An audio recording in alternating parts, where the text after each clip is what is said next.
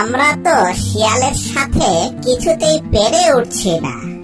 ও ঢের লেখাপড়া জানে, তাতেই খালি আমাদেরকে ফাঁকি দেয়।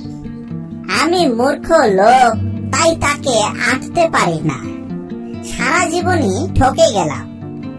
কিন্তু আমি চাই না তোদের জীবনটাও এমন হোক। তাই আমি অনেক চিন্তা ভাবনা করে ঠিক করেছি, তোদের 7 জনকে শিয়াল পণ্ডিতের পাঠশালায় পড়ালেখা করতে দিয়ে আসব। সেখানে তোরা খুব ভালো করে লেখাপড়া শিখবি, চালাক চতুর হবি, ভালো মন্দ বুঝতে শিখবি। এটাই তোদের জন্য ভালো হবে।